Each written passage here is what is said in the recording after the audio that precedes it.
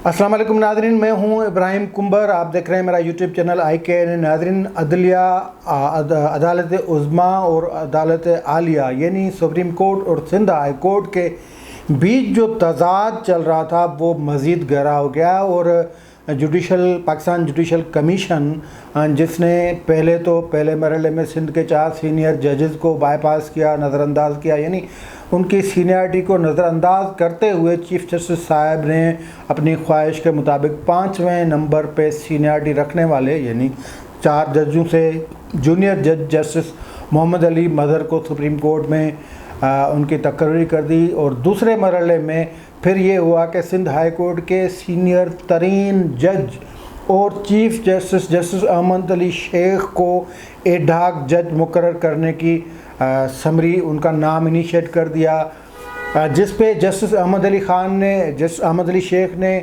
इनकार किया। लेकिन उस इनकार के बावजूद 11 अगस्त को जुडिशल कमीशन का ये अहम इजलास हुआ। इस इजलास में तमाम 9 मेंबरान से राय ली गई। 10 अगस्त को ये राय ली गई और उस राय के बुनियाद पे जुडिशल कमीशन ने जस्टिस अहमद अली शेख को बतौर एडहॉक जज सुप्रीम कोर्ट में नामजद कर दिया, यानी मंजूरी दे दी, सिफारिश भेज दी सदर पाकिस्तान को। उसके बाद ख़बर ये है कि जस्टिस अहमद अली शेख यानी chief justice of Sindh high court ने ये ओहदा कबूल करने से बाज़ाब्ता तौर पे इनकार किया है।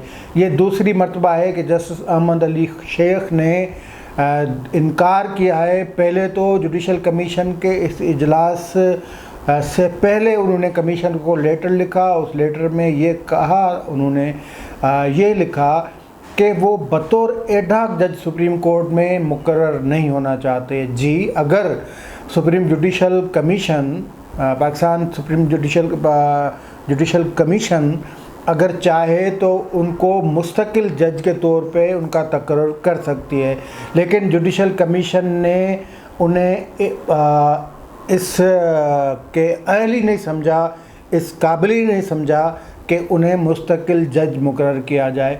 इसके क्या असरात हैं, इस पे क्या मतलब, इसके पीछे पस मंज़र क्या है, कहानी क्या है, कुछ भी हो मतलब जो जितनी ज़बानें जितने लोग उतनी ज़बानें हैं, जितनी ज़बानें उतनी बातें हैं। लेकिन इसका एक जो सिंध भर में ख़तरनाक जो तासुर उभर रहा है वो ये कि सुप्रीम कोर्ट यानी इंसाफ के सबसे बड़े इदारे में, सबसे बड़ी अदालत में एक सिंधी ज़बान बोलने वाले जज के लिए भी जगह नहीं। यानी चीफ जस्टिस ऑफ पाकिस्तान का दिल गुर्दा इतना बड़ा नहीं कि वो एक सिंधी ज़बान बोलने वाले जज को सुप्रीम कोर्ट में तैनात कर सकें। और उनके लिए अगर आसामी पैदा होती है तो वो फ़कत एडहॉक जज की आसामी पैदा होती है, जिस पर जस्टिस अहमद अली शेख ने इनकार कर दिया। अब अगर ये कहा जाए कि सुप्रीम कोर्ट में कोई भी सिंधी ज़बान बोलने वाला जज नहीं, तो उसको फिर मुख्तलिफ उस पर तावीलें बांध दी जाती हैं, मुख्तलिफ सर्टिफिकेट्स दिए जाते हैं। फिर ये कहा जाता है ये आप फ़िरक़े वारियत की बात कर रहे हैं, आप लसानियत की बात कर रहे हैं, आप ये कर रहे हैं। ये कोई लसानियत, कोई फ़िरक़े वारियत नहीं, ये एक हकीकत है और तल्ख़ हकीकत है। और रियासत का ये सूबों के साथ रवैया यही रहा है जिसकी जो अक्कासी या जिसका जो सुप्रीम कोर्ट में जिससे अक्कासी होती है कि वहाँ पे आपको कोई सिंधी बोलने वाला जज नहीं मिलेगा। फिर ये बात मैं भी नहीं कर रहा हूँ, ये बात खुद उर्दू ज़बान बोलने वाले ज़बरदस्त जो कानून के माहिर, आइन के माहिर अटॉर्नी जनरल खालिद जावेद साहब वो कर रहे हैं। उन्होंने अपने जो मौक़िफ़ था उन्होंने रिटन में पेश किया सुप्रीम कोर्ट में। उसमें उन्होंने लिखा है कि मैंने ये तजवीज़ इसीलिए दी थी, हमने अटॉर्नी जनरल की जो मुनाफिकाना रवैया उस पर भी प्रोग्राम किया था कि अगर आपको ये पता था कि सिंधी ज़बान बोलने वाला कोई जज नहीं, तो फिर आप जो 4 सीनियर जज जब नज़रअंदाज हो रहे थे तब आप ये नुक्ता उठाते तब आप जुडिशल कमीशन में ये बात करते कि ये आप बिल्कुल ना करें। तब तो आप कानून के मिनिस्टर फ़ारूक नसीम के साथ हो गए, तब तो आप जस्टिस मशीर आलम के साथ हो गए, तब तो आप चीफ जस्टिस ऑफ पाकिस्तान के साथ हो गए। तब आपने बात नहीं की। जब जस्टिस मोहम्मद अली मज़हर का तकर्रुर हो चुका, उसके बाद आपने तजवीज़ दी कि जनाब अब एक और सिंधी ज़बान वाला जज वो भी ज़रूर होना चाहिए। ये पहली मर्तबा नहीं, ये सुप्रीम कोर्ट में जो सिंधी जजेस आए हैं उनका हशर क्या हुआ है वो भी आप थोड़ा देख लें। वो भी किसी से ढका छुपा नहीं। जस्टिस सजाद अली शाह को जब चीफ जस्टिस किया गया तो उसके ख़िलाफ़ पेशावर से बैठे 2 जजों ने फ़ैसला दे दिया।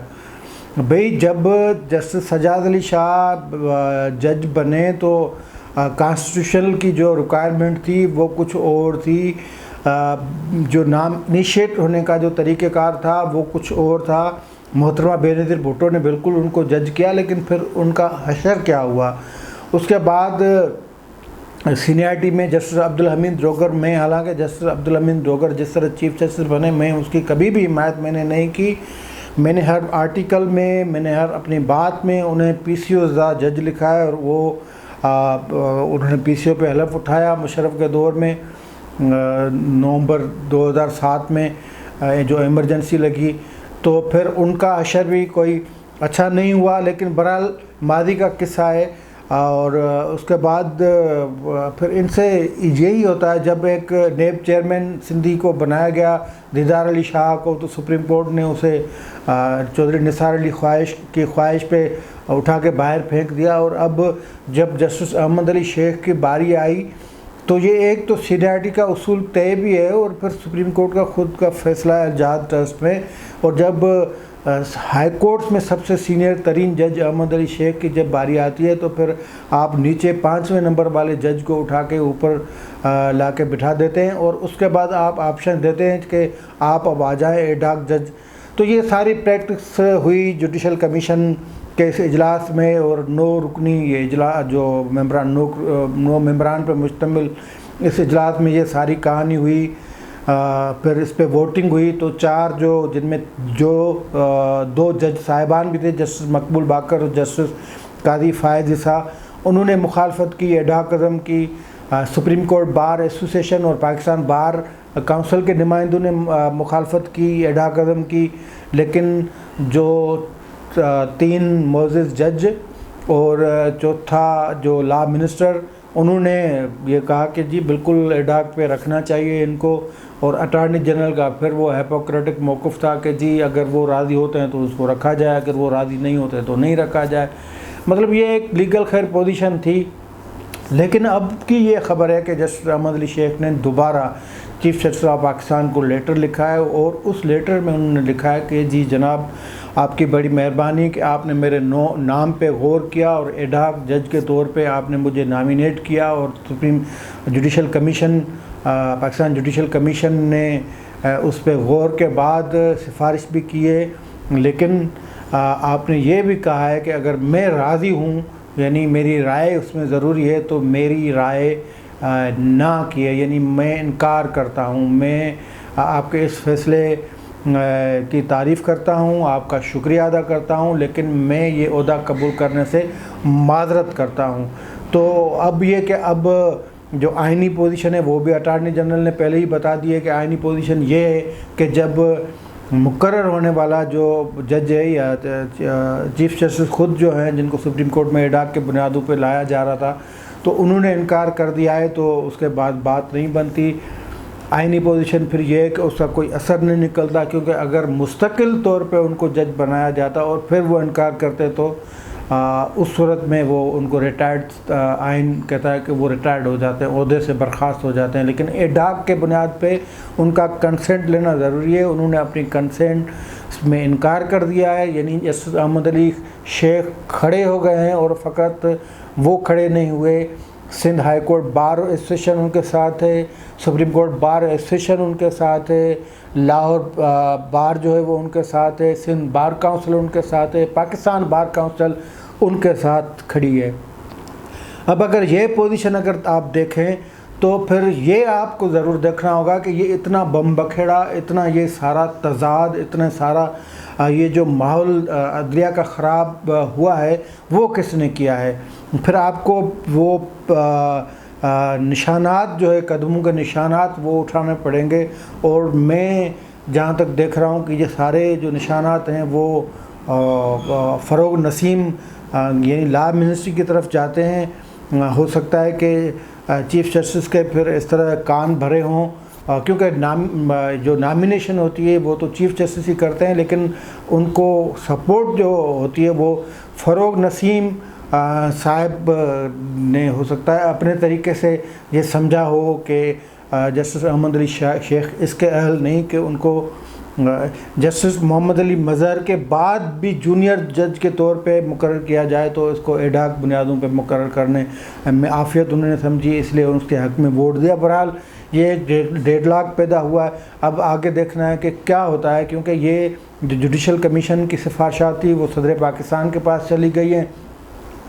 अब सदर पाकिस्तान ये नोटिफिकेशन, क्योंकि सदर पाकिस्तान ने माजी में जो जितने नोटिफिकेशन निकाले वो इलेक्शन कमीशन के 2 मेंबरान का हो, जज जस्टिस कादी फाइज साहब के ख़िलाफ़ रेफरेंस का हवाला हो, या आर्मी चीफ़ के जो मुद्दत मुलाज़मत में तोसी का नोटिफिकेशन, वो सारे के सारे गैर आइनी साबित हुए, गैर कानूनी साबित हुए। तो जुडिशल कमीशन के इस इजलास के बाद जो सिफारिश गई है उसमें वो नोटिफिकेशन निकालते हैं या नहीं, बहरहाल वो अलग बात है। लेकिन जस्टिस अहमद अली शेख खड़े हो गए हैं और खड़े हुए हैं जुडिशल कमीशन के ख़िलाफ़, उनके फैसलों के ख़िलाफ़, चीफ़ जस्टिस ऑफ पाकिस्तान के ख़िलाफ़ खड़े हुए हैं। उन्होंने ये फ़ैसला मानने से इनकार कर दिया है और जस्टिस अहमद अली शेख के साथ तमाम बार एसोसिएशन, बार काउंसिल्स और सिंध के तमाम लोग भी खड़े हुए हैं, क्योंकि एक तो उनको उनसे ज़्यादती ये हुई कि उनकी सीनियरिटी को नज़रअंदाज किया गया, दूसरी ज़्यादती ये हुई कि उनको एक डमी सा एडाक सा जज बना के सुप्रीम कोर्ट में बिठाने के लिए बड़े पैमाने पे फैसला हुआ। लेकिन सवाल ये पैदा होता है कि सुप्रीम कोर्ट में इस तरह के फ़ैसले कौन करता है, कौन करवाता है, कौन चाहता है कि वो जज ना आए जो अपना माइंड अप्लाई करें, या वो जज जो कुछ सोचते हों। वो कौन है जो चाहता है कि बस ऐसे ऐसे जज हों जो हमारी दरख्वास्तों पे, हमारे कहने पे, हमारे बयानात पे, हमारे इशारों पे, हमारी उंगलियों पे वो बस मोहर जब्त कर दें। तो इनका भी पता लगाना पड़ेगा। लेकिन जस्टिस अहमद अली शेख के इनकार के साथ पूरा सिंध खड़ा है उनके साथ, और उनसे बाकी गिलाएँ शिकवे भी हैं। शिकवे ये हैं कि सुप्रीम सिंध हाई कोर्ट ने वो जुडिशल एक्टिविज़म नहीं दिखाया, सिंध के लोगों के हुकूक के हवाले से उन्होंने कोई इस तरह के कोई तारीखी ऐसे फ़ैसले भी नहीं दिए, वो अलग बात है। लेकिन ये जो नाइंसाफ़ी हुई और उस नाइंसाफ़ी के ख़िलाफ़ जो खड़े हैं, तो जो आज सोशल मीडिया पे जिस तरह मैंने फ़ीडबैक देखा है, रद्दअमल जो आ रहा है, तो उससे यही लगता है कि न फ़कत बार एसोसिएशन, मुल्क के तमाम कानूनी आइनी माहिरीन और वकला और पूरा सिंध जो है वो जस्टिस अहमद अली शेख के साथ है। आज के लिए इतना ही, दीजिए इजाज़त। अल्लाह हाफ़िज़।